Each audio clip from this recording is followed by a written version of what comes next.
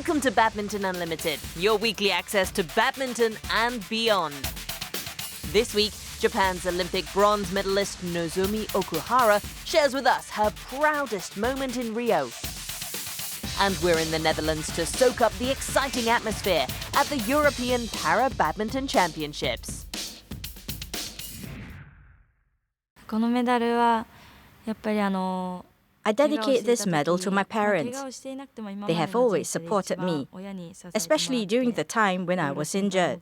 So I want to thank my parents and my family. 家族、親に感謝したいです。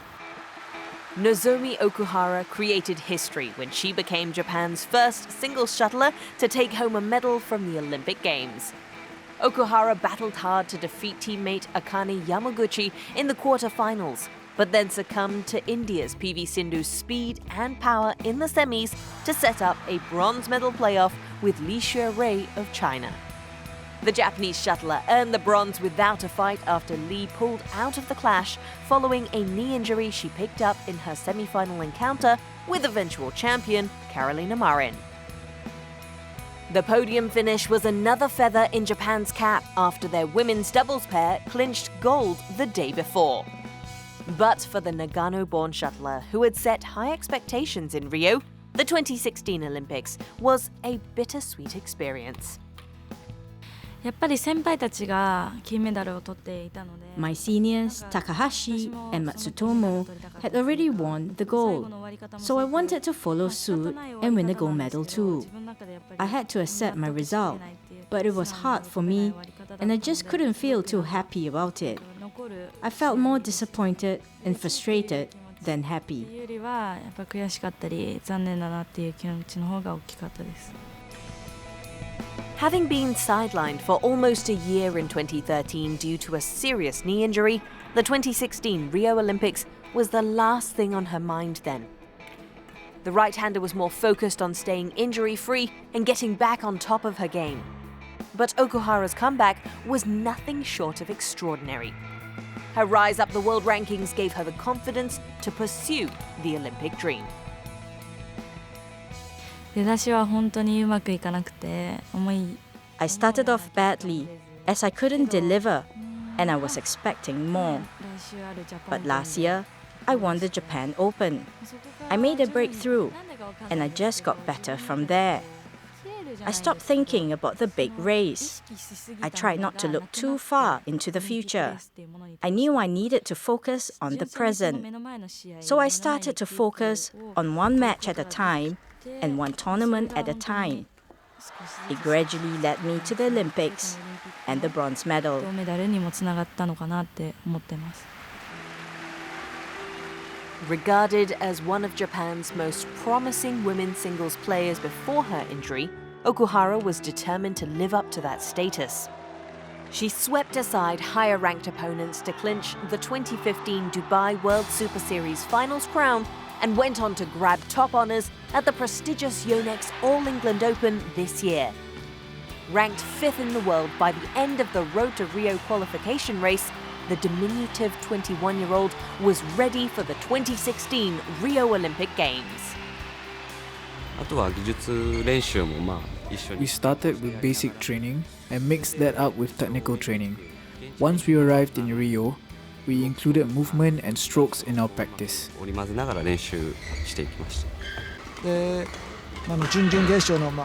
the quarterfinals, she played against Yamaguchi. And although Yamaguchi played one of her best games, Okuhara was physically stronger and steadier. So she managed to stage a comeback to win and advance to the semi-finals. Unfortunately, her drawn-out match against Yamaguchi took a toll on her. When she faced PV Sindhu in the semi-finals, Okuhara suffered under the barrage of attacks and variation of strokes unleashed by the lanky Indian shuttler.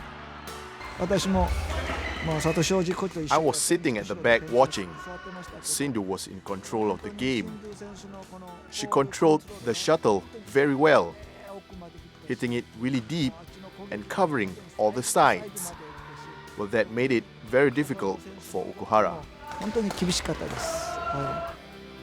Although the Japanese shuttler was disappointed her gold medal dream was cut short and winning bronze was a couple of shades off her medal hopes, it is still, without a doubt, a proud moment for Okuhara and Japan.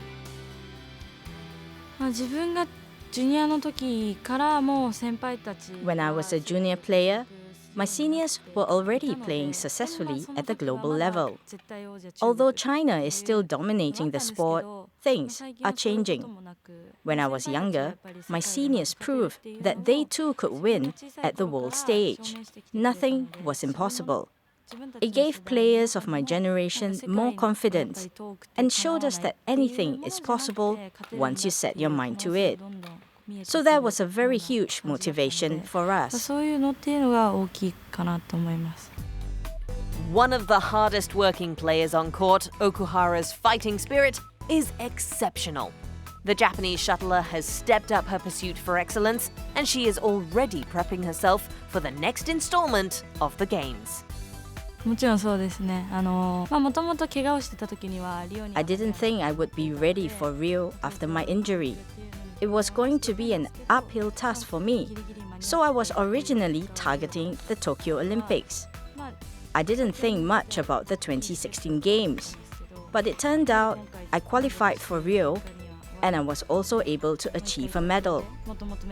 Although I'm not satisfied with the result, the experience is a positive step for me to look towards Tokyo 2020. It will be extra special for me as it is on home ground. So I'm now planning and preparing for the Tokyo Olympics. しっかり大きく考えていきたいなと思っています。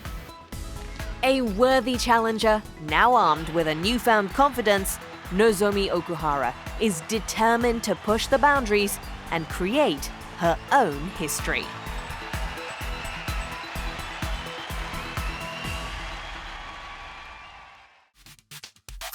Time to test your badminton knowledge. In this week's trivia, we want you to name the player with a record number of English national titles. We'll give you the answer later in the show.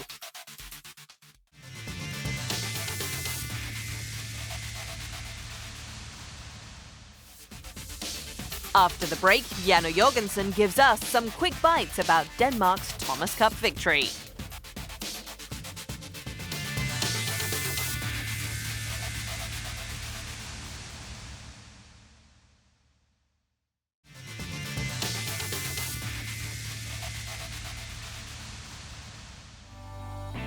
With digital innovations, shuttle time is now more fun, engaging and accessible than ever. So get connected to BWF's Badminton Schools program.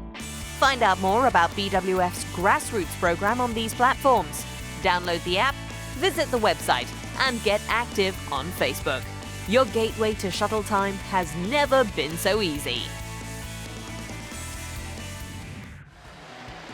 Only the best 8 players in singles and doubles on the MetLife BWF World Superseries circuit will be invited to compete in the Dubai World Superseries finals in December. Let's take a look at the Destination Dubai rankings in men's doubles after 10 of the 12 tournaments. Olympic silver medalists Go Vishem and Tan Wee Kyong lead the standings. Buoyed by their performance in Rio, the Malaysian pair carried their winning form into the second half of the World Super Series campaign. They reached the semi-finals in Korea and clinched their maiden Super Series title in Denmark. Also turning in solid displays after the mid-season break are Takeshi Kamura and Keigo Sonoda. The Japanese duo are in second after reaching the semi-finals in Japan and making the quarter-finals in Korea, Denmark and France. In third place are Angga Pratama and Ricky Karandasawadi. The Indonesian men climbed 3 places after their semi-final finish in Paris. However, dropping 3 spots to 5th are China's Chai Piao and Hong Wei. They suffered first-round exits in Japan, Denmark and France.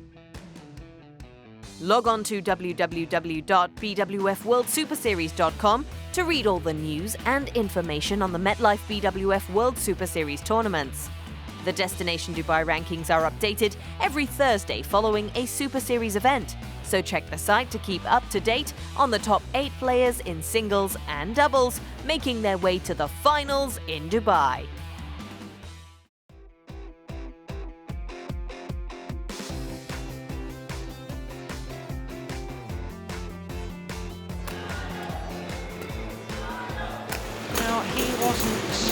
selected for the semi-final because of a niggling injury. Lars took me into to chat with me after the breakfast on Saturday morning where we had a break. And then he said that he wanted me to play even though he knew that I wasn't at my best. Yeah, when you have one come to ask you if you want to play in a championship final, you don't say no. I just really wanted to play, and I just wanted to do my very best for the team, and I'm very proud and happy to overcome all the problems I had, and just to close it down for this one game and take it for the team.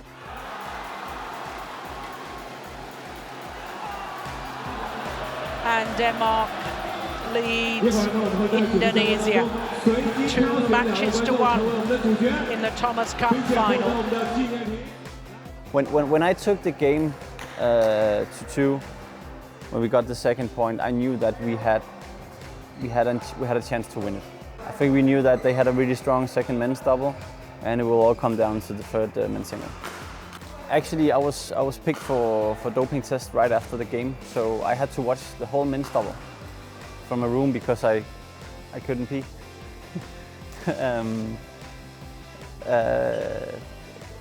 I didn't do enough in the beginning, so I had to wait even longer before I could pee a second time.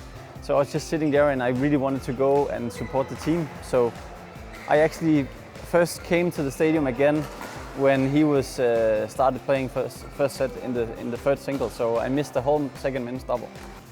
Yeah, and then I drank so much, so I had to pee all the time during that game as well. So we first thought it would happen when he was leading very, very big in the second set. I remember I had a different T-shirt on, and suddenly I was thinking when he was leading 16-7, something like that.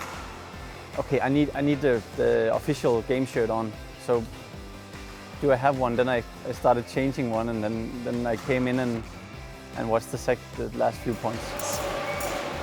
Danish teammates are ready to leap over the banisters at the back of the courts.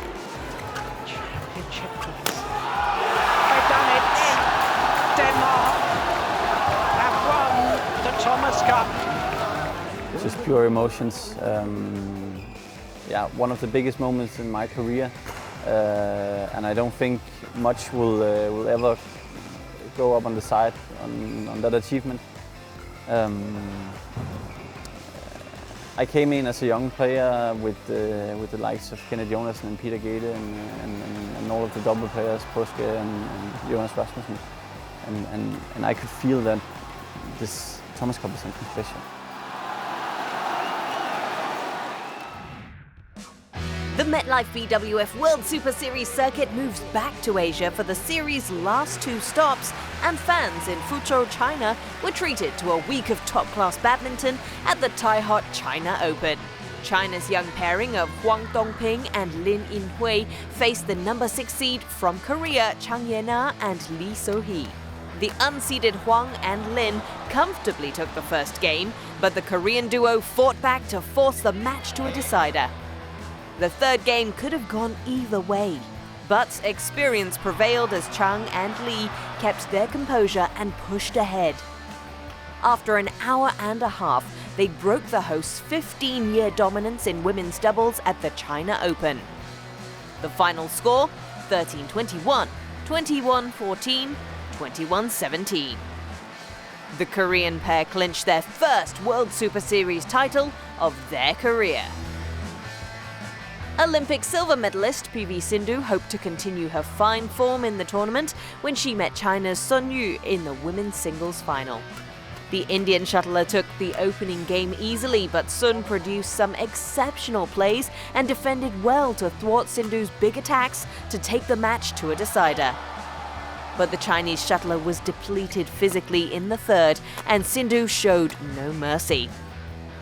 After more than just an hour of play, the Olympic silver medalist won her first Super Series title and became only the second Indian player in the women's singles to win at the China Open after Saina Nehwal in 2014.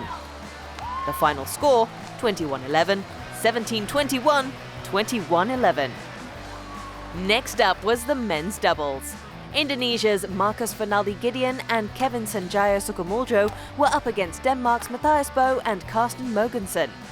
It was game on for both sides from the get-go. It was a very close-fought opener that went the way of the Indonesians. The Danes started the second game on the right foot, but they lost their lead to the younger Indonesian pair who fought back with aggression. Bo and Mogensen stayed calm and managed to force the game to a deuce, but Gideon and Sukamuljo had too much in their arsenal and edged out the Danes to claim their third Super Series title of their career in straight games. 21-18, 22-20, the final result. With loud cheers from the local fans, Olympic gold medalist Chun Long walked onto the court to meet Denmark's Janne Jorgensen in the men's singles final. The first game was a tight contest. The Dane lost 3 game points when the Olympic champion fought his way to a deuce, but the unfazed Jorgensen took 2 straight points and closed the opener. In the second, the Dane was more in control. Forcing Chun Long to commit an error at the net, Jorgensen broke the Chinese fans' hearts by becoming the first European singles player to win at the China Open. 22-20, 21-13, the final score. The mixed doubles wrapped up a week of pulsating badminton. Olympic champions Indonesia's Tontowi Ahmad and Liliana Natsir were up against China's Zhang Nan and his new partner, Li Yinhui. With all hopes pinned on the Chinese pair to bring home at least one title, Zhang and Li made an extraordinary comeback in the second game. Attacks from both sides came fast and furious before Zhang and Li held the lead at 23-22 and surged forward to take the match to a decider. Although the Olympic gold medalists were leading in the deciding game, the Chinese were not giving up the fight. But Liliana and Tontowi showed their superiority and defended their lead well to reclaim the title they won 3 years ago. The final result, 21-13, 22-24, 21-16.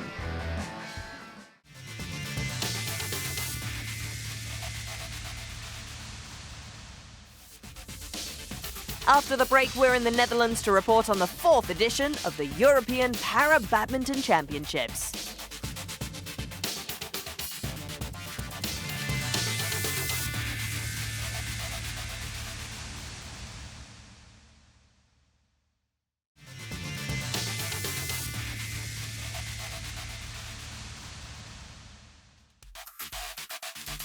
Before the break, we asked you to name the player with a record number of English national titles.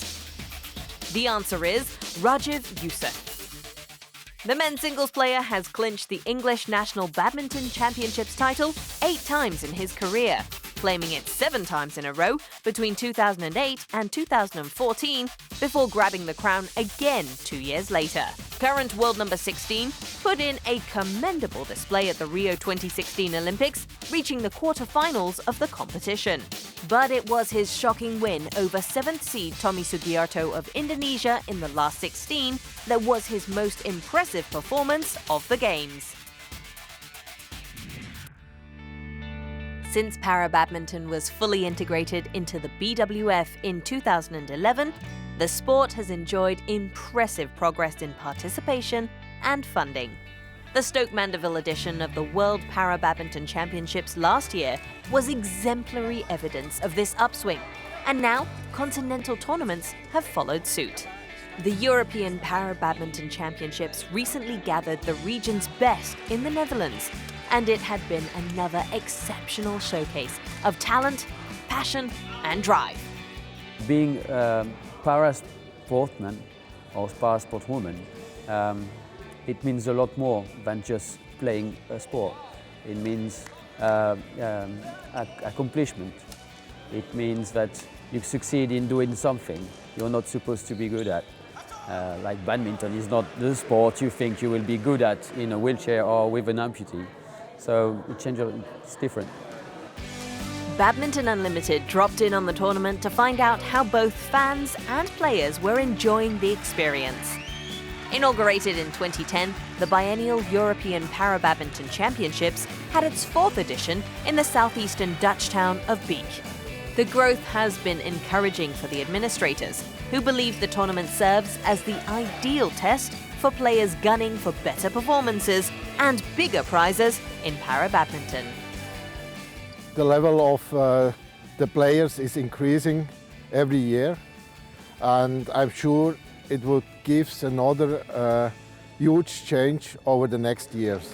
I think it's always a dream for a player to start in a continental competition, and also if they know they win a medal here, they have a chance to win the medal also at the World Championships. And also each other player liking to measure themselves with other players to see if their level have increased or not over the last year. This 4-day competition attracted 143 players competing across 21 events. The on-court rivalry was serious business, but off it, the players shared a special kindred-like bond that is distinct in the para-badminton community. You can talk to everybody, support everybody, and during every tournament you see the same persons. So it's good to see also new players, get to know them and to see how they play, but also in the social aspect in this case. I feel a lot of warmth of other players, and we are having fun. We all love para-badminton. We all love playing badminton together and against each other. And with para-badminton slated to make its debut at the Tokyo 2020 Paralympic Games, this unique relationship is set to embark on a new and exciting chapter. Already, administrators and players alike are witnessing some positive changes within the sport. Now that we know that para-badminton is in the Paralympic, everyone is trying to organize his season, everyone is trying to raise some money to get to the competition. So it's changed a lot. But also the players have in mind the dream to go to Tokyo, and that changed everything. You can notice that a lot of money is going into the para-badminton in several countries. Also countries are organizing more stages, and that also caused that the level of the games are getting higher. The great strides made in the higher echelons of para-badminton are also matched by the growth of the sport at the grassroots level. And BWF's popular badminton schools program Shuttle Time has been spearheading these efforts. BWF have special programs to develop players. One of the tools, for example, is the Shuttle Time. With there we are developing para-badminton also in different countries. And also for the coaches, we have special workshops to improve also their level on continental and international level. With all these exciting developments in the sport, para-badminton is on course for a bright future. Recognition should go to those who have championed the cause since the sport's infancy. Even with para-badminton's successful inclusion in the Paralympics, these pioneering athletes are not resting on their laurels. One of my dreams 2 years ago was to get to the Paralympics. I believe most of the players here, the top player, will be in the Paralympics, so that the dream is achieved. My dream is to see African players coming in, players from Oceania, and having in Tokyo as much country as possible. In Europe, we have a lot of country. In Asia, of course, we have a lot of country. Pan Am is having a lot of country coming in a Pan Am Championship this year, but we're still missing Africa and Oceania. So I hope that, and we will work for that as players as well, to get as many countries as possible in. This year's European Para-Badminton Championships concluded as another highlight for those connected to the sport. And as evident in Beek, para-badminton will only get bigger and better as it marches towards 2020.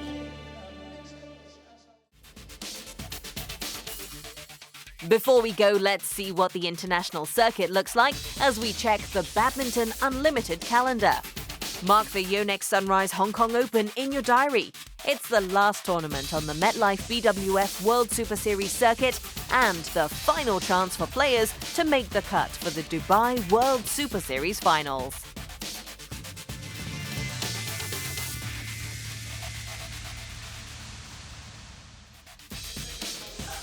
Next week on Badminton Unlimited, we get up close with triple European Para-Badminton champion Lucas Mazur of France.